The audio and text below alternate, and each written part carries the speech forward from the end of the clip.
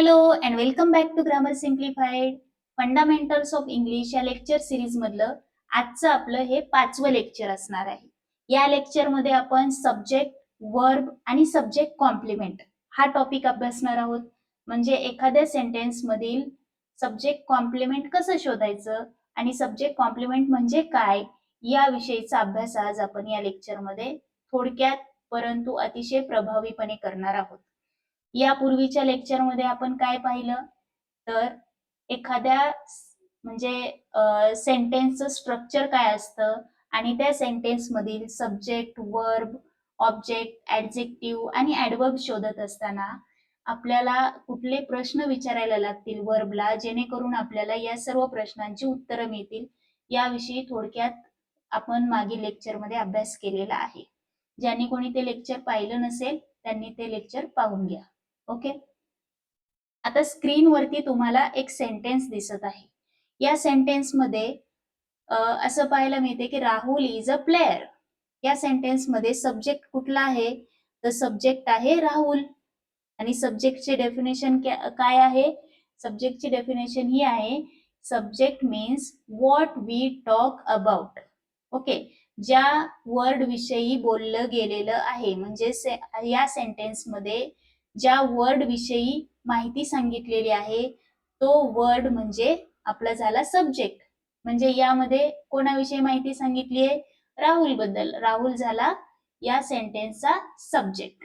Is काय आहे सांगा बरं. आता बरेच जण म्हणतील की इज हे हेल्पिंग वर्ब आहे. ओके. इज हे हेल्पिंग वर्ब आहे परंतु या सेंटेन्स मध्ये इजचा वापर हा मेन वर्ब म्हणून केलेला आहे. तो कसा? तर तो असा हे अशा प्रकारे लक्षात घ्या की जेव्हा सेंटेन्स मध्ये इज, एम, आर, वॉज, वर, has, have, had, do, does, did असे वर्ड येतात. म्हणजे काय कुठल्याही सेंटेन्स मध्ये हे असे वर्ड्स येतात आणि त्यानंतर कुठलंही वर्ब वापरलेलं असेल तेव्हा हे वरील लिहिलेले सगळे वर्ड्स हेल्पिंग वर्ब म्हणून काम करतात. आलं लक्षात? आणि जेव्हा एम, इज, आर, वॉज, वर, have, has, had, do, does, did यांच्यानंतर कुठलंही वर्ब वापरलं जात नाही तेव्हा हे वर्ड मेन वर्बचं काम करतात. हे आपण एका एक्झाम्पल मधून लक्षात घेऊ. असे खूप सारे उदाहरणे इथं दिलेले आहेत त्यावरून तुमच्या हे लक्षात येईल. तर सुरुवातीला काय सांगितलंय सेंटेन्स मोहित इज अपसेट. हे पहिलं सेंटेन्स आहे. यामध्ये मोहित हा सब्जेक्ट आहे. ओके. आता इज काय म्हणून वापरले इथं तर इज हा मेन वर्ब आलेला आहे. कारण आपण आत्ताच अभ्यासलं की जेव्हा एम, इज, आर, वॉज, वर, have, has, had, do, does, did यांच्यानंतर कुठलंही वर्ब वापरलेलं नसतं तेव्हा ते मेन वर्ब म्हणून काम करतं. या सेंटेन्स मध्ये इज नंतर कुठलंही वर्ब आलेलं नाही म्हणजे इज हे इथं मेन वर्बचं काम करत आहे. ओके. सुरुवातीला आपण फक्त वर्बचाच अभ्यास करू. त्यानंतर दुसरं सेंटेन्स आहे मोहित वॉज परफॉर्मिंग वेल. हे सेंटेन्स आहे. यामध्ये वर्ब बघा कुठले वापरले आहेत. वॉज आलेला आहे आणि परफॉर्मिंग हे एक वर्ब आलेला आहे. तर आपण आत्ताच काय पाहिलं की जेव्हा वॉज वर नंतर किंवा एम, इज, आर नंतर कुठलंही वर्ब आलेलं असेल तर तेव्हा हे जे वर्ब आहेत ना वॉज हे हेल्पिंग वर्बचं काम करतं. इथे ते मेन वर्बचं काम करतं का? नाही. कारण त्यांच्यानंतर आणखी एक वर्ब आले तेव्हा हे इथं हेल्पिंग वर्बचं काम करतात आणि त्यानंतर आलेलं हे वर्ब आहे हे मेन वर्बचं काम करतं. ओके. तिसऱ्या सेंटेन्स मध्ये पहा आय हॅव अ कार. या सेंटेन्स मध्ये हॅव हे एकच वर्ब आलेलं आहे. यानंतर कुठलंही वर्ब आपल्याला दिसत नाही. तर हॅव हे काय आहे बरं? मेन वर्बचं काम करत आहे कारण इथे त्याच्यानंतर कुठलंही वर्ब आलेलं नाही त्यामुळे हॅवलाच मेन वर्बचं काम करावं लागणार आहे. चौथं सेंटेन्स काय आहे? I have purchased a car. या सेंटेन्स मध्ये बघा, हॅव हे एक वर्ब आलेलं आहे आणि परचेस्ड हे एक वर्ब आलेलं आहे. म्हणजे हॅवच्या नंतर परचेस म्हणून वर्ब आलेला आहे, तर परचेस हे झालं मेन वर्ब आणि हॅव हे काय म्हणून काम करतं? तर हेल्पिंग वर्ब म्हणून काम करतं. पाचव्या सेंटेन्स मध्ये गीता इज ब्युटिफुल. आता या सेंटेन्स मध्ये पहा, इज हे एकच वर्ब आलेलं आहे, म्हणजे इज हे मेन वर्बचं काम करतंय. आणि सहाव्या सेंटेन्स मध्ये Geeta was singing a song. आता या सेंटेन्स मध्ये वॉज पण आलाय आणि सिंगिंग हा एक पण ऍक्शन वर्ड आलेला आहे, म्हणजे सिंगिंग हे वर्ब आहे. तर वॉज हे काय करतं? हेल्पिंग वर्ब म्हणून काम करतं आणि सिंगिंग हे मेन वर्ब म्हणून काम करतं. आलंय लक्षात? आता सातवं सेंटेन्स महत्वाचं आहे. I do my work. या सेंटेन्स मध्ये डू हे एकच वर्ब आलेलं आहे की दोन वर्ब आले? सांगा बरं. यामध्ये डू हे एकच वर्ब आलेलं आहे. वर्क हे वर्ब म्हणून काम करत नाही या सेंटेन्स मध्ये. वर्क हे नाऊन म्हणून यूज झालेलं आहे. काय म्हणून यूज झालंय? हे नाऊन म्हणून यूज झालेलं आहे.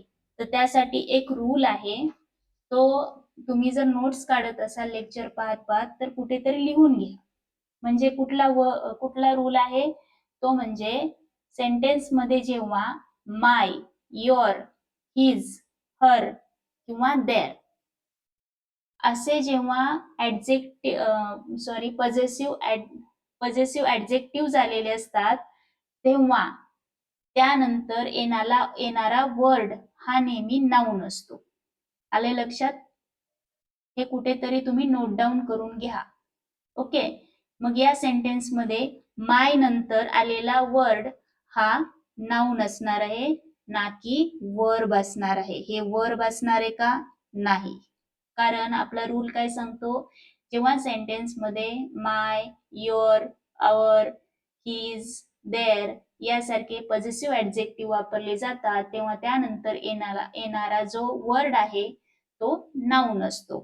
त्यामुळं डू हे एकटच वर्ब आहे यामध्ये, त्यामुळे हे कुणाचं काम करतंय?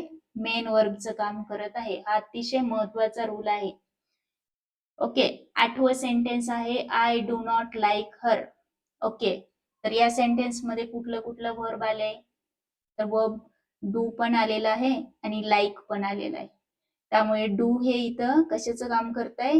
हेल्पिंग वर्बचं काम करतंय आणि लाईक हे मेन वर्बचं काम करत आहे. आले लक्षात? ओके. या गोष्टी कधीही विसरू नका, कारण एरर शोधत असताना किंवा सेंटेन्स लिहित असताना या गोष्टी आपल्याला अतिशय मदत करतात. ओके. आता आपल्याला आपला मेन पार्ट शोधायचा आहे, तो म्हणजे सब्जेक्ट कॉम्प्लिमेंट. जसं की आपण या सेंटेन्स मध्ये पाहिलं की तुम्ही म्हणाल की तुम्ही सांगितलं की राहुल काय आहे, इज काय आहे, मग अ प्लेयर काय आहे, हे तुम्ही सांगितलंच नाही. मग आता तुम्हीच मला सांगा की अ प्लेयर हे काय आहे? तर बरेच जण म्हणतील की अ प्लेयर हे इथं ऑब्जेक्ट म्हणून यूज केलेलं आहे. मग हे बरोबर आहे का? तर मी सांगेल हे ऑब्जेक्ट नाही. अ प्लेयर हे ऑब्जेक्ट नाही. का बरं ऑब्जेक्ट नाहीये? तर इथे पहा, या सेंटेन्स मध्ये असं सांगितलंय की Rahul is a player. Rahul कोण आहे? राहुल हा प्लेयर आहे. म्हणजे राहुल विषयीच माहिती सांगितली. राहुल हाच प्लेयर आहे आणि प्लेयर हाच राहुल आहे. ओके. म्हणजे राहुल आणि प्लेयर हे वेगवेगळे दाखवलेले आहेत ते इथं. मग आपण असं म्हणू शकतो ना, Rahul is equal to player आणि player is equal to Rahul. हे वेगवेगळे दाखवलेले आहेत का? नाहीयेत. राहुल आणि प्लेयर हे एकच व्यक्ती आहेत. राहुललाच प्लेयर म्हटलं आहे, प्लेयर जो आहे तो राहुल आहे. म्हणजे आपला नियम काय सांगतो? तुम्ही जर म्हटले याला अ प्लेयर हे ऑब्जेक्ट आहे, तर मग राहुल आणि प्लेयर हे वेगवेगळे असायला हवेत. म्हणजे राहुल कोण आहे? सब्जेक्ट आहे आणि अ प्लेयर हा ऑब्जेक्ट असायला पाहिजे, म्हणजे वेगवेगळा असायला पाहिजे. इथं तर हे सेमच व्यक्ती आहेत, त्यामुळे याला आपण ऑब्जेक्ट म्हणू शकत नाही. तर हे काय आहे? आता राहुल या सब्जेक्टला कंप्लीट करण्याचं काम हे अ प्लेयर करतो. हा वर्ड अ प्लेयर हा वर्ड राहुल या सब्जेक्टला कंप्लीट करण्याचं काम करतो, म्हणून त्याला आपण कॉम्प्लिमेंट म्हणतो.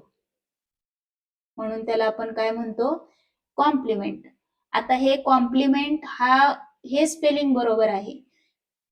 आपण जर असं म्हटलं कॉम्प्लिमेंट, तर हे कॉम्प्लिमेंट म्हणजे काय? याचा अर्थ काय झाला? To praise. हे लक्षात घ्या. या कॉम्प्लिमेंट मध्ये ई आहे आणि या कॉम्प्लिमेंट मध्ये आय आहे. हे कॉम्प्लिमेंट वेगळं आणि हे कॉम्प्लिमेंट वेगळं. यामध्ये कॉम्प्लिमेंट मध्ये हे कंप्लीट करण्याचं काम करते, म्हणून हे वरती लिहिलेलं स्पेलिंग बरोबर आहे. हे 2 नंबरचं स्पेलिंग बरोबर नाहीये.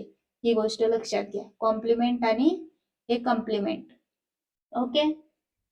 तर राहुलला कंप्लीट करण्याचं काम प्लेयरने केलंय, त्यामुळे हे काय झालं? Subject complement. याला आपण काय म्हणतो? ऑब्जेक्ट न म्हणता हे झालं आपलं सब्जेक्ट कॉम्प्लिमेंट. आणि सब्जेक्ट कॉम्प्लिमेंट म्हणून काम करण्याची जबाबदारी ही नेहमी 3 वर्ड्स वरती येते. आणि ते वर्ड्स कुठले कुठले आहेत? एक तर ते नाउन असू शकतं, एक तर ते प्रोनाउन असू शकतं, किंवा ते ऍडजेक्टिव्ह असू शकतं. लक्षात ठेवा, हे अतिशय महत्वाचं आहे. सब्जेक्ट कॉम्प्लिमेंट म्हणून काम करण्याची जबाबदारी हे 3 वर्ड्सलाच दिलेली आहे. ते म्हणजे नाउन, प्रोनाउन आणि ऍडजेक्टिव्ह. आणि आणखी एक गोष्ट लक्षात ठेवा, इथे इज हे आहे या सेंटेन्स मध्ये. जसं आपण पाहिलं, इज हे एकच वर्ब आलेले, त्यामुळे त्याला आपण मेन वर्ब म्हणतो. त्याचबरोबर इजला आपण स्टेटिव्ह वर्ब सुद्धा म्हणतो. आता हे स्टेटिव्ह वर्ब का म्हटलं असेल? याला स्टेटिव्ह वर्ब यासाठी म्हटलेला आहे कारण हा जो वर्ब आहे हा राहुलची स्टेट दाखवतोय. म्हणजे राहुल कोण आहे? प्लेयर आहे. म्हणून हे झालं स्टेटिव्ह. स्टेट म्हणजे काय? एखाद्या व्यक्तीची किंवा वस्तूची अवस्था दाखवणे. म्हणून राहुल कोण आहे हे दर्शवण्याचं काम ह्या इजने केलेलं आहे, त्यामुळे हे झालं स्टेटिव्ह वर्ब. आणि दुसरं एक याला आणखी एक वर्ब म्हणून ओळखलं जातं, ते म्हणजे लिंकिंग वर्ब. लिंकिंग वर्ब म्हणून सुद्धा इज इथे काम करत आहे. लिंकिंग वर्ब का? तर हे सब्जेक्ट आणि सब्जेक्ट विषयी दिलेल्या माहितीला लिंक करण्याचं काम करत आहे, त्यामुळे इजला आपण लिंकिंग वर्ब म्हणून सुद्धा ओळखतो. आले लक्षात? आणि हे आपण पाहिलं. आता सब्जेक्ट वर्ब आणि सब्जेक्ट कॉम्प्लिमेंट. आता यावरून तुम्हाला लक्षात येईल. तर पहिल्या सेंटेन्स मध्ये तुम्हीच सांगा की इथे सब्जेक्ट कोण आहे, वर्ब कोण आहे आणि सब्जेक्ट कॉम्प्लिमेंट काय आहे. शोधा बरं. सब्जेक्ट काय आहे? सब्जेक्ट आहे राहुल. इज काय आहे? मेन वर्ब आहे की हेल्पिंग वर्ब आहे? जसं की आपण पाहिलं, जेव्हा इज नंतर कुठलंही वर्ब आलेलं नसतं तेव्हा ते कुठलं असतं? हेल्पिंग वर्ब असतं की मेन वर्ब असतं? मेन वर्ब असतं. बिचारा इथे एकटंच आहे, त्यामुळे याला मेन वर्बचं काम करावं लागतंय. याला हेल्पला कुणी आहे का? नाहीये, त्यामुळे हे मेन वर्बचं काम करतंय, हे असं लक्षात ठेवा. आणि आता हॅपी हे काय आहे? ऑब्जेक्ट आहे का? नाहीये, ऑब्जेक्ट नाहीये. तर ते काय दाखवतंय? राहुल हाच हॅपी आहे. ओके, राहुल हा हॅपी आहे, म्हणजे राहुललाच हॅपी म्हणू शकतो. आणि हॅपी कोण आहे? राहुल. त्यामुळे Rahul is equal to happy and happy is equal to Rahul. त्यामुळे हॅपी हे काय झालं? Subject complement. याचं शॉर्टकट मध्ये लक्षात ठेवा. हे काय झालं? Subject complement. आणखी एक नियम लक्षात ठेवा, तो म्हणजे आपण जो अभ्यासला ना, जेव्हा सब्जेक्ट नंतर फक्त एकच वर्ब आलेलं असतं, ते म्हणजे am, is, are, was, were, have, has, had, do, does, did, असं एकच वर्ब कुठलं तरी वापरलेलं असतं, आणि त्यानंतर जो वर्ड येतो तो नेहमी सब्जेक्ट कॉम्प्लिमेंटचं काम करतो. हा एक नियम तुम्ही लक्षात ठेवा आणि कुठेतरी नोट डाऊन करून ठेवा. अतिशय महत्वाचं आहे. एक्झाम मध्ये काय केलं जातं, हे असं अंडरलाईन केलं असतं आणि विचारतात की स्कॉलर हे इथं काय म्हणून वापरलेलं आहे. मग ते ऑब्जेक्ट आहे की ऍडजेक्टिव्ह आहे की सब्जेक्ट कॉम्प्लिमेंट आहे. तर तेव्हा ते आपल्याला सब्जेक्ट कॉम्प्लिमेंट म्हणजे काय हे लक्षात येत नाही लवकर. तर तो रूल कुठेतरी तुम्ही लिहून ठेवा. आता दुसरं जे सेंटेन्स आहे त्यामध्ये पहा, राहुल इज क्राईंग. तर इथे दोन वर्ब आलेले आहेत पहा. इज हे एक वर्ब आलेलं आहे आणि क्राईंग हे एक वर्ब आलेलं आहे. आता इथे इज हे हेल्पिंग वर्ब म्हणून काम करतंय की मेन वर्ब म्हणून काम करतंय? तर इज हे इथे हेल्पिंग वर्ब म्हणून काम करतंय, कारण इज नंतर क्राईंग हे मेन वर्ब इथे यूज केलेलं आहे. म्हणजे क्राईंग हे सब्जेक्ट कॉम्प्लिमेंट झालं का? नाही. क्राईंग हे झालं मेन वर्ब. काही काही वेळा आपण आंधळेपणाने सगळ्यांनाच असं म्हणत जातो की अरे इज आलंय म्हणजे क्राईंग हा काय झाला, सब्जेक्ट कॉम्प्लिमेंट झाला.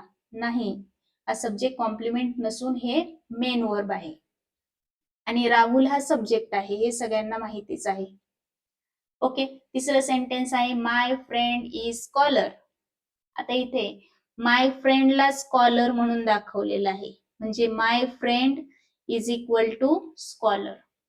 ओके, आणखी एक रूल कुठला आपण सांगितला की जेव्हा सब्जेक्ट म्हणजे सेंटेन्स मध्ये एकच वर्ब वापरलेलं असतं आणि ते म्हणजे am are, was, were, have, has, had किंवा डू, डज, डिड यांच्यापैकी एक वर्ब असतं आणि त्याच्या जोडीला दुसरं कुठलंही वर्ब नसतं, त्यावेळेला त्या वर्ब नंतर आलेला वर्ड हा नेहमी हा सब्जेक्ट कॉम्प्लिमेंट असतो. हे लक्षातच ठेवा म्हणजे तुम्हाला प्रॉब्लेम येणार नाही. चौथा सेंटेन्स आहे माय फ्रेंड वॉज सिंगिंग. आता माय फ्रेंड आणि सिंगिंग हे इक्वल आहेत का? नाही. माय फ्रेंड सिंगिंग कसं होऊ शकतो? कारण सिंगिंग हा काय आहे? मेन वर्ब आहे. सिंगिंग हा मेन वर्ब म्हणून यूज केलेला आहे आणि वॉज इथे हेल्पिंग वर्ब म्हणून आलेला आहे. त्यामुळे सिंगिंग हे इथे सब्जेक्ट कॉम्प्लिमेंट असू शकत नाही. पाचवा सेंटेन्स आहे माय कझन इज अ डॉक्टर. आता माय कझन हाच डॉक्टर आहे आणि डॉक्टर हा कोण आहे? माय कझन आहे. त्यामुळे my cousin is equal to doctor आपण म्हणू शकतो. आणि आणखी एक लक्षात ठेवायचंय, इज हा इथे मेन वर्ब म्हणून काम करतो आणि जेव्हा इज हे मेन वर्ब म्हणून काम करतो तेव्हा आलेला वर्ड हा नेहमी सब्जेक्ट कॉम्प्लिमेंट असतो. ओके, राहील लक्षात. आता पाचवं सेंटेन्स आहे he is playing a chess. या सेंटेन्स मध्ये जर पाहायला गेलं तर इज हे हेल्पिंग वर्ब आहे आणि प्लेइंग हे मेन वर्ब म्हणून आलेलं आहे. तर इथे आपल्याला सब्जेक्ट कॉम्प्लिमेंट पाहायला मिळतो का? तर नाही, कारण इज नंतर मेन वर्ब आलेला आहे. ओके, आणि मेन वर्ब हे कधीही सब्जेक्ट कॉम्प्लिमेंटचं काम करत नाही, कारण आपण पाहिलंय की सब्जेक्ट कॉम्प्लिमेंटचं काम करण्याची जबाबदारी फक्त तीनच वर्डला दिलेली आहे आणि ते म्हणजे कुठले कुठले वर्ड आहेत ते? नाऊन, प्रोनाऊन आणि ऍडजेक्टिव्ह. आता इथं जर पाहिलं आपण तर हॅपी हे काय आहे? हॅपी हे काय आहे आणि स्कॉलर हे काय आहे हे तुम्ही कमेंट करा मला. ओके, जर समजलं असेल तर सांगा कमेंट करून. कारण आपण काय सांगितलं की सब्जेक्ट कॉम्प्लिमेंट म्हणून 3 वर्ड वरती जबाबदारी दिलेली आहे, ते म्हणजे नाऊन, प्रोनाऊन आणि ऍडजेक्टिव्ह. हॅपी, स्कॉलर आणि डॉक्टर हे इथे काय म्हणून यूज केलेले आहेत हे कमेंट बॉक्स मध्ये तुम्ही कमेंट करून सांगा, कारण हे चौथ्या लेक्चर मध्ये आपण शिकवलेलं आहे कसं शोधायचं ऍडजेक्टिव्ह, कसं शोधायचं नाऊन आणि कसं शोधायचं प्रोनाऊन. ओके, तर आजच्या लेक्चरमध्ये एवढंच. भेटूयात नेक्स्ट लेक्चरमध्ये आणि नेक्स्ट लेक्चर मधील टॉपिक आहे तो म्हणजे सब्जेक्ट आणि प्रेडिकेट. आले लक्षात? तर आजच्या लेक्चरमध्ये आपण काय पाहिलं हे पुन्हा एकदा रिवाइज करा आणि विचारलेल्या प्रश्नाचं उत्तर कमेंट बॉक्समध्ये द्यायला विसरू नका. जर हे लेक्चर आवडलं असेल तर लेक्चरला लाईक करा, चॅनलला सबस्क्राईब करा आणि हे लेक्चर आपल्या मित्रमैत्रिणींपर्यंत पोहोचवा म्हणजे त्यांनाही अभ्यास करण्यासाठी मदत होईल. आणि कमेंट करायला विसरू नका. Thank you.